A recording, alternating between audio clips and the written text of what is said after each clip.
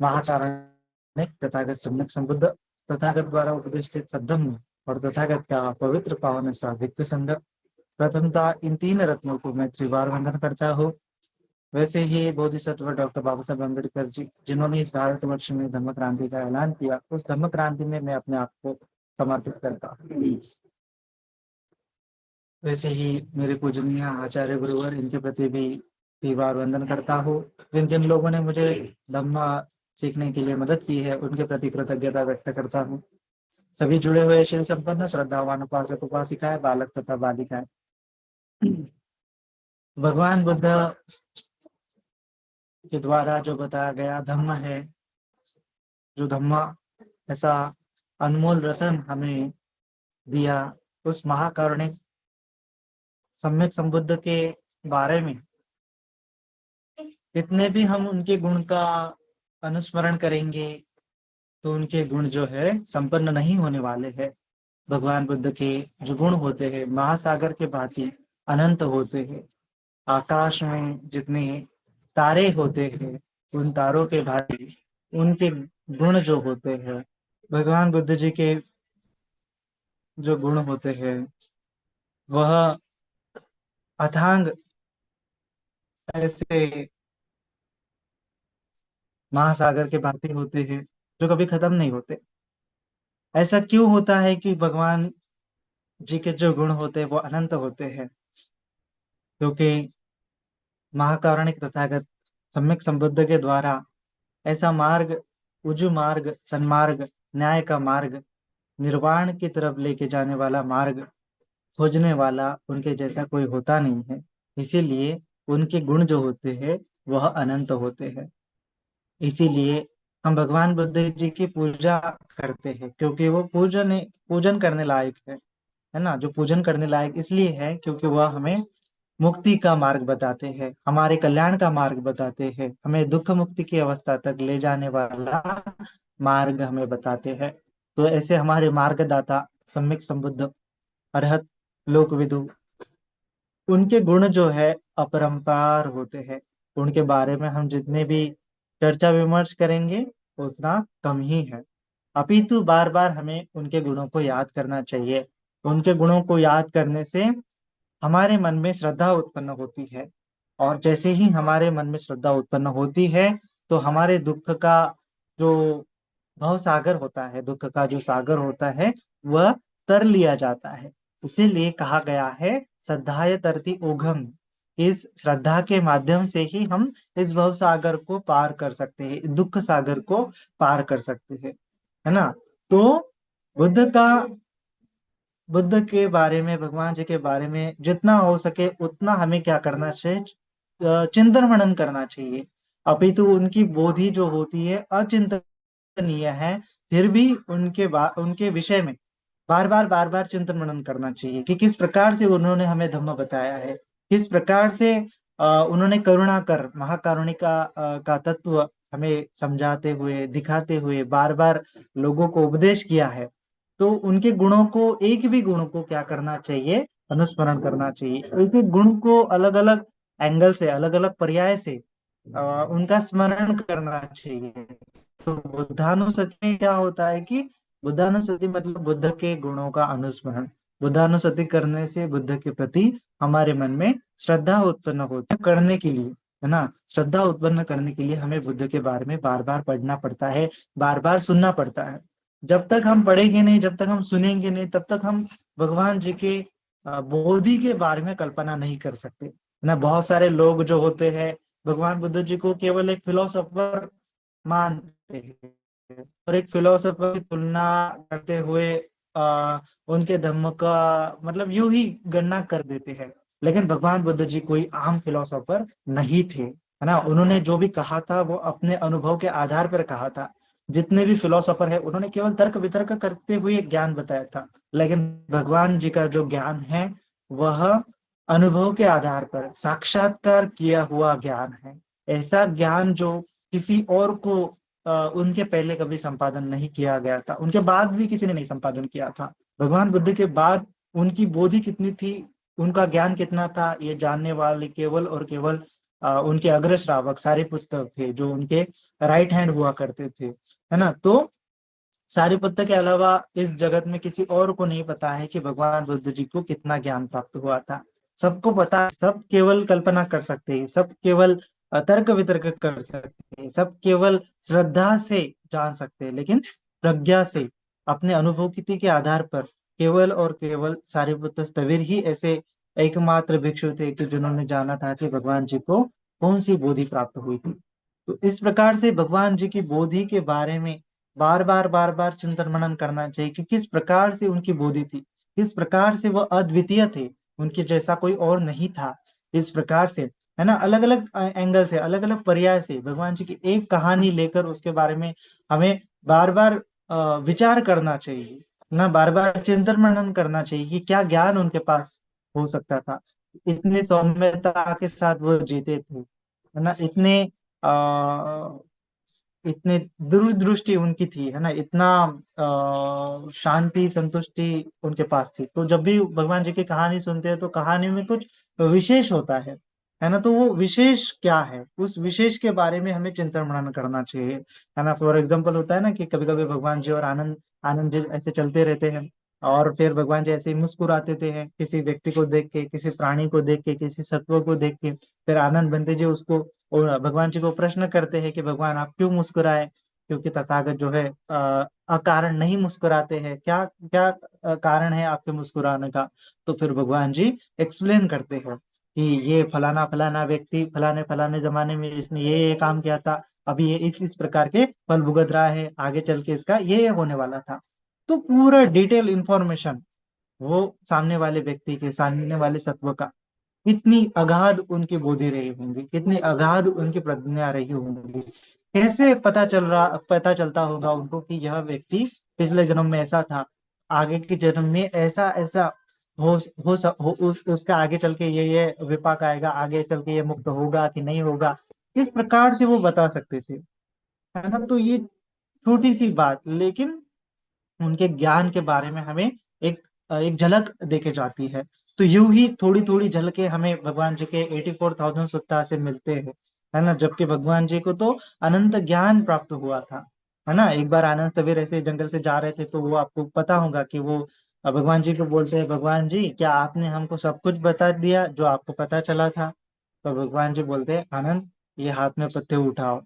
ये ना पूरा पतझड़ का मौसम था, पूरा जंगल था इधर उधर। तो भगवान आनंद बनते जी हाथ में पत्ते उठाते हैं, तो भगवान जी बोलते हैं कि अभी बताओ मेरे को कि ये आपके हाथ में जो पत्ते हैं वह ज्यादा है कि इस जंगल में जो पत्ते हैं वह ज्यादा है।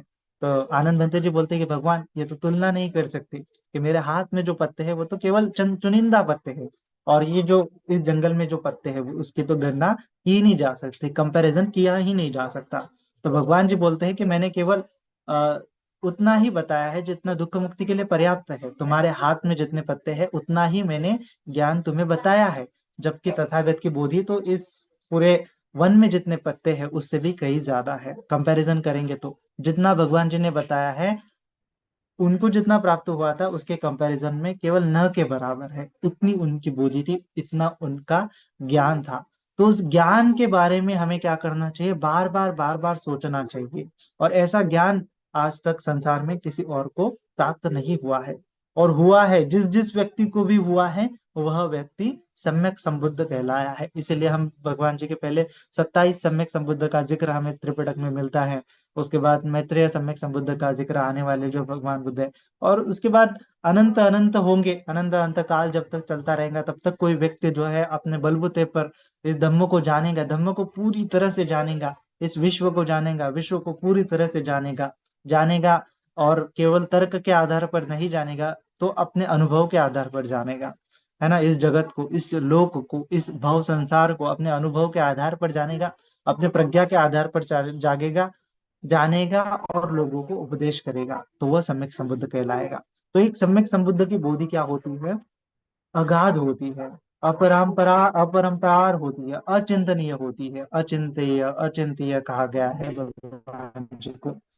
तो उस अचिंत्य बोधि को हमें क्या करना चाहिए, वंदन करना चाहिए, बार बार उसका उनका चिंतन मनन करते हुए उनके प्रति श्रद्धा उत्पन्न करनी चाहिए कि कितना अद्वितीय धर्म उन्होंने बताया, कितने अद्वितीय पुरुष इस जगत में वो अवतरित हुए हैं। अवतरित हुए मतलब कि उन्होंने उनका सृजन किया है। बोधिसत्व ने बुद्धत्व का सृजन किया है। तो वो सृजन कोई भी कर सकता है, अभी तो उसकी संकल्प उतना चाहिए, उसकी पारदर्शिता उतनी चाहिए, तो कोई भी कर सकता है। लेकिन जो करेगा वो सम्यक संबुद्ध होगा, या फिर पच्चेक बुद्ध होगा, या फिर श्रावक बुद्ध होगा। तो इसीलिए भगवान बुद्ध जी क्या होते हैं इस मनुष्य जगत में, सिंह के भांति होते हैं।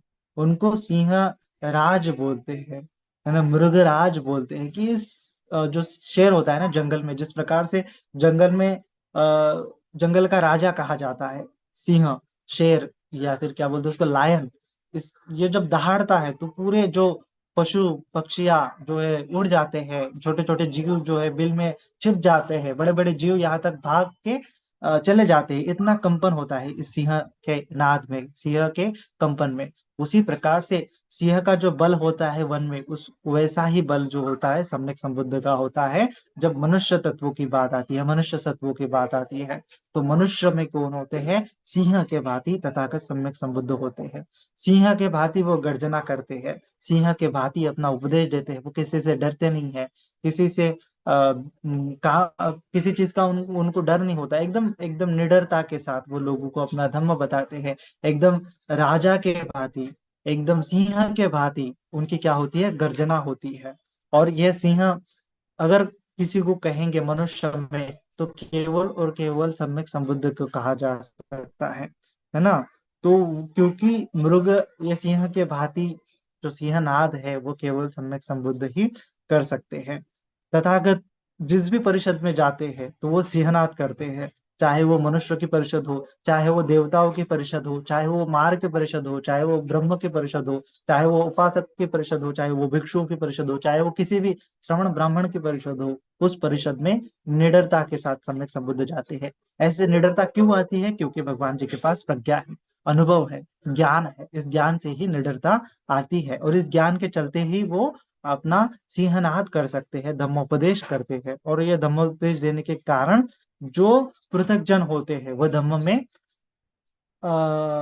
में आते हैं, धम्म की ओर आकर्षित होते हैं, धम्म के श्रुतवान बन जाते हैं, श्रोतापन्न बन जाते हैं। पृथक पृथक जन, जो सामान्य जन, अज्ञानी जन होते हैं, और भगवान जी ऐसे ही उपदेश करते हैं और उनका कल्याण करते हैं। जिस प्रकार से राजा अपनी प्रजा का कल्याण करता है, ठीक उसी प्रकार से देव और मनुष्य के शास्त्रा सत्ता देव मनुष्यानं बुद्धो भगवाति, भगवान बुद्ध जी ने भी ऐसा ये उपदेश लोगों के कल्याण के लिए, देवताओं के कल्याण के लिए, सभी सत्वों के कल्याण के लिए ऐसा मार्ग बताया है जो आज तक कोई नहीं बताया, किसी ने भी नहीं बताया। जितने भी दृष्टियां है भगवान जी के धर्म के अलावा, वह सब दृष्टियां केवल चिंतन मनन करके, केवल तर्क वितर्क करके, केवल छोटे से अनुभव को लेके ही उत्पन्न हुए हैं। 62 टाइप के दृष्टिकोण ब्रह्मजाल सूत्र अगर आप पढ़ेंगे तो उसमें विस्तार से उसका विश्लेषण मिलेगा। लेकिन भगवान जी ने जो दृष्टि बताई है वो एकदम स्वाखात है, उजू दृष्टि है। स्वाखातो भगवता नमो, संदिष्टि को, अकाली को दृष्टि उत्पन्न करने वाला है, अकालिक फल देने वाला है। तो ऐसा धम्म भगवान जी ने बताया है ना। तो ऐसा धर्म है कि जो किसी कल्पना पर नहीं है, केवल अनुभव के आधार पर ही है। ऐसे अगर आप भगवान जी के धम्म को पढ़ेंगे तो ऐसा लगेगा कि मानो ये धम्म मेरे लिए ही भगवान जी ने बताया है। हर सत्वों को ऐसा लगता है, क्योंकि ऐसा धर्म भगवान जी ने बताया है ना। जो दुख मुक्ति का है, केवल परिपूर्ण धर्म है, परिपूर्ण रूप से भगवान जी ने प्रकाशित किया है। तो इस प्रकार से धम्मों के गुणों को अनुस्मरण करते हुए, भगवान जी के गुणों को अनुस्मरण करते हुए हमें बुद्धानुस्मृति करनी चाहिए, धम्मानुस्मृति करनी चाहिए, और संघ के गुणों को अनुस्मरण करते हुए संघानुस्मृति करनी चाहिए। और भगवान जी के गुणों को बार बार बार बार बार बार आप अनुस्मरण करो। किसी भी देवता, कोई आपने सुना होगा कि इसको ईश्वर कहा गया है, ये बहुत बलशाली है, ईश्वर, आत्मा, गॉड, अल्लाह, जा कोई भी हो, लेकिन उन्होंने जो उपदेश दिए हैं उनके कंपैरिजन में बुद्ध ने जो उपदेश दिए है, भगवान जी ने जो उपदेश दिए हैं, वह अद्वितीय है। तुलना भी नहीं कर सकते हैं उनके उपदेशों की और भगवान जी ने जो उपदेश दिया है। तो इसीलिए जब भी आपको कोई तत्व ज्ञान कहता है, आपको जब भी तत्व ज्ञान कोई सुनाई देता है जो जीवन मुक्ति का है, तो उसको चिंतन मनन करना चाहिए। और इस तत्वज्ञान के उपलक्ष्य में भगवान जी ने क्या बातें कही है, कौन सा तत्व ज्ञान बताया है और भगवान जी का तत्व ज्ञान कितना सटीक है, ऐसा हमें क्या करना चाहिए, बार बार तर्क वितर्क करना चाहिए। एटलीस्ट तर्क के आधार पर भी हम भगवान जी को समझ सकते हैं और हमें समझना चाहिए। और फिर तर्क करने के साथ साथ हमारी श्रद्धा जो है और ज्यादा बलवती होती जाती है। तो इसीलिए श्रद्धा के साथ साथ प्रज्ञा, प्रज्ञा के साथ साथ श्रद्धा, ये दोनों अंगों का बैलेंस होना चाहिए। यानी जो हमारी इंद्रिय होती है ना, श्रद्धा इंद्रिय और प्रज्ञा इंद्रिय, इन दोनों का अच्छे से अगर बैलेंस बनता चला जाएगा तो सही मार्ग में आप धम्म के क्षेत्र में आगे आगे बढ़ेंगे। ज्यादा श्रद्धा होना भी उचित नहीं है और ज्यादा केवल और केवल प्रज्ञा होना भी उचित नहीं है। प्रज्ञा के साथ श्रद्धा और श्रद्धा के साथ प्रज्ञा, ये दोनों मानो की एक पहिए है ना। किसी गाड़ी के दो, टू व्हीलर गाड़ी के दो पहिए हैं, एक भी पंक्चर हो जाता है तो दूसरा जो है गाड़ी आगे नहीं बढ़ सकती। धम्मों में हम आगे नहीं बढ़ सकते, अगर केवल और केवल श्रद्धा है तो आगे नहीं बढ़ सकते, केवल और केवल प्रज्ञा है तो आगे नहीं बढ़ सकते, है ना। मतलब आगे मतलब कि जो निर्वाण है, श्रद्धापन्ना सकृतगामी अनागामी अरहंत अवस्था है। छोटे छोटे लेवल पर तो ठीक है, श्रद्धा के साथ शुरू कर सकते हैं, प्रज्ञा के साथ धम्म में आगे बढ़ने के लिए शुरू कर सकते हैं, लेकिन दोनों चाहिए, श्रद्धा और प्रज्ञा, है ना। जो पंच इंद्रिय बताए, पंच बल बताए, पांच बल बताए हैं, तो उसमें श्रद्धा और प्रज्ञा को बैलेंस करने के लिए बोला है, वीर्य और समाधि को बैलेंस करने के लिए बोला है। स्मृति के साथ साथ ही इन चारों को बैलेंस कर सकते हैं। ये स्मृति इंद्रिय है, स्मृति इंद्रिय है, श्रद्धा इंद्रिय है, वीर्य इंद्रिय है, समाधि इंद्रिय है, प्रज्ञा इंद्रिय है। ये पांच इंद्रिय हर सत्व में होते हैं, मनुष्य सत्व में खासकर ज्यादा विकसित होती है प्रज्ञा इंद्रिय। तो ये प्रज्ञा इंद्रिय के साथ साथ श्रद्धा इंद्रिय होना अनिवार्य है, और वीर्य इंद्रिय के साथ साथ समाधि इंद्रिय होना अनिवार्य है। तो ये बैलेंस है, ये फोर व्हीलर गाड़ी है मानो, और स्मृति उसका ड्राइवर है। तो ये चार चक्के हैं, चार पहिए हैं, तो चार पहियों को बैलेंस बनाते हुए हमें श्रद्धा के साथ प्रज्ञा को डेवलप करना है, प्रज्ञा के साथ श्रद्धा को डेवलप करना है, वीर्य के साथ समाधि को डेवलप करना है, समाधि के साथ वीर्य को डेवलप करना है। तो ये पांच इंद्रियों को अच्छे से विकसित करना है। श्रद्धा भी बहुत अनिवार्य है, और इसीलिए भगवान जी के बारे में बार बार चिंतन मनन करना चाहिए। और जैसे ही श्रद्धा उत्पन्न होगी, श्रद्धा को चिंतन मनन का बेस मिल गया, तो आपको धम्म योनिसो मनसिकार, है ना, जो धम्मानुधम्म पढ़िपत्या है, फिर योनिसो मनसिकार बोला गया है, तो वो करने में एकदम आसानी हो जाती है ना। तो इसीलिए श्रद्धा उत्पन्न करते हुए चिंतन मनन करो बोधि का, बोधि का चिंतन मनन करते हुए श्रद्धा उत्पन्न करो बार बार। हाँ, कितने सम्यक संबुद्ध, कितने अद्वितीय। इस प्रकार से श्रद्धा उत्पन्न होना अनिवार्य है, और फिर गाड़ी आगे आगे चलेंगी। इसके साथ साथ फिर वीर्य होना आवश्यक है। वीर्य माने के धम्म में जो शील समाधि प्रज्ञा है, उसमें आगे आगे बढ़ने के लिए संकल्प करना, आगे आगे बढ़ने के लिए धम्म कार्य करने के लिए आगे आगे बढ़ना, धम्म के काम करने में प्रमाद नहीं करना, अप्रमाद से काम करना।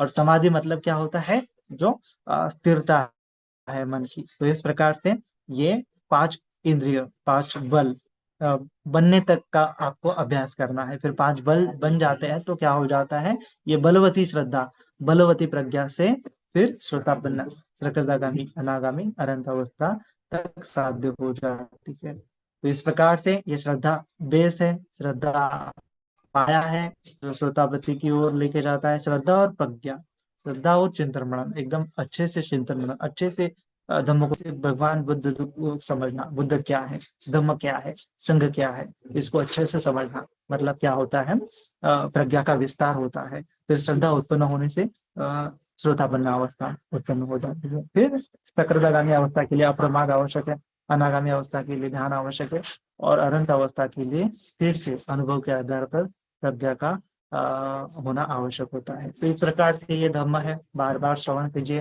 और भगवान बुद्ध जी के प्रति बार बार श्रद्धा उत्पन्न करते रहिए।